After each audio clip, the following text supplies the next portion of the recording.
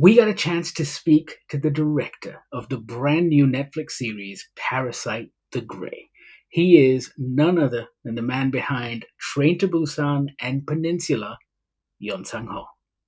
First of all, I was wondering if you could talk to me about your decision to do a different interpretation of the original manga with all new characters. Why did you decide on that method? 저는 사실 아시다시피 애니메이션 감독으로 영화 일을 시작했고, 사실은 과거 어렸을 때 만화나 애니메이션을 공부하는 학생들 사이에서 이제 만화 기생수는 되게 바이블 같은 작품이었죠. 그래서 저도 아주 어렸을 때 기생수의 만화를 접하게 됐는데요.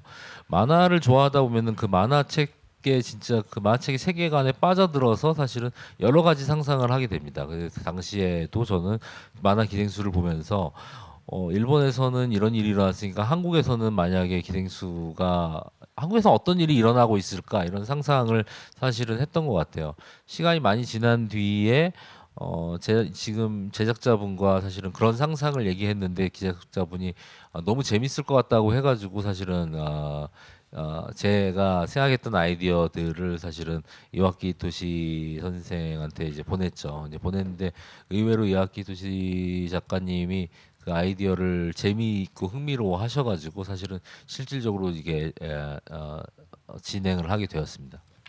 Can you talk to me about the design of the parasites? Because from the manga, there are these stark black and white images, which are pretty scary to begin with. And I think you've blown them up in a great way. And they just look absolutely incredible on screen. Can you talk to me about the design decision for that?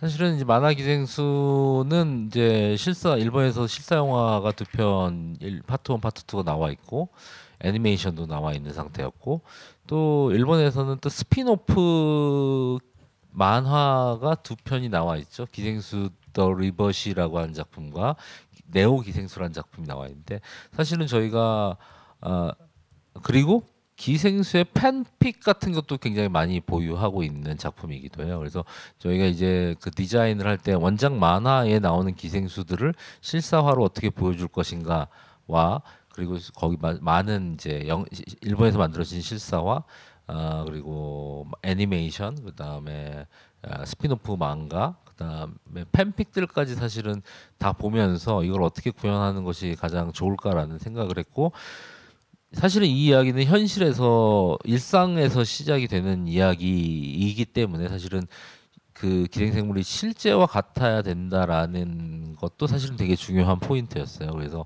뭐 예를 들자면은, 그래서 저희가 디자인을 할 때 어떻게 하면 더 리얼할까라는 고민들을 되게 실제로 많이 했고요.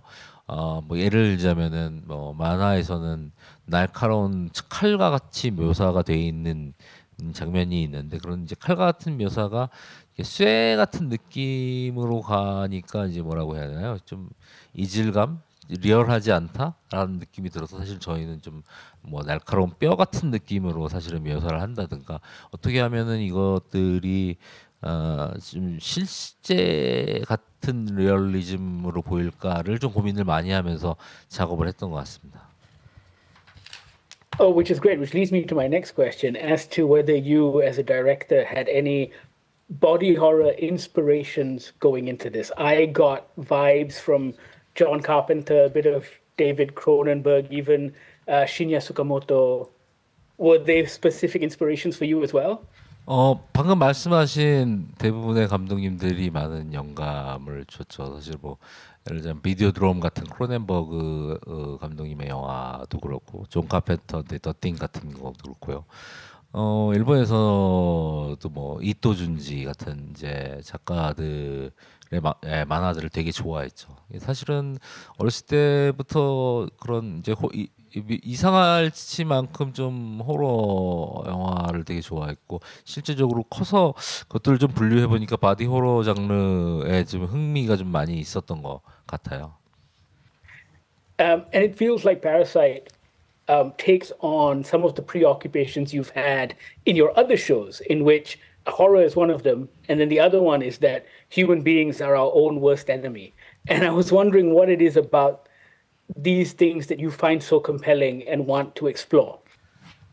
물론 이제 저도 사실은 이제 작품을 실제로 시작하기 전에 기생수라는 이제 만화를 접했고, 그 기생수라고 하는 만화가 주는 메시지 같은 것들이 그런 것들이 좋았던 것 같아요. 뭐 예를 들자면은 그 인간에 대한 성찰이라든가 아니면은 뭐 기생수 만화에서는 되게 뭐 이게 철학하는 기생수도 나오잖아요.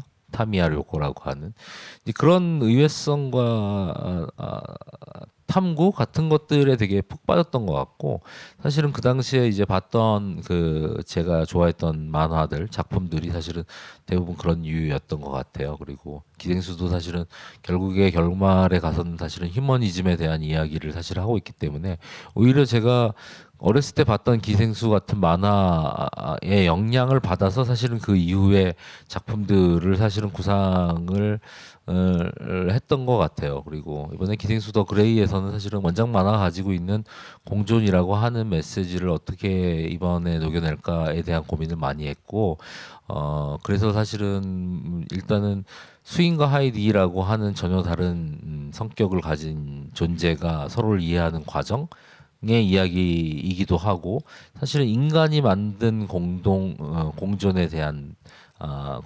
발명품들, 뭐 예를 들면은 그게 조직 폭력일 수도 있고 경찰 조직일 수도 있고 가족일 수도 있고 그 어떻게 보면 기생생물이 만든 종교 단체일 수도 있겠죠. 그런 조직과 개인과의 관계 같은 것들을 이번 작품에서 좀 탐구해 보고 싶은 생각이 있고 그 과정을 통해 가지고 사실은 인간의 진정한 공존은 무엇일까라는 생각을 작품이 끝난 후에 할 수 있는 작품이 됐으면 좋겠다라는 생각을 가지면서 만들었습니다. Congratulations on the show, and I can't wait to see what you're doing next.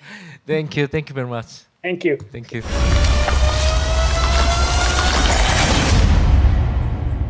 Parasite the Grey is now streaming on Netflix. Check it out. Let us know what you think. Sound off in the comments. And thank you so much for watching.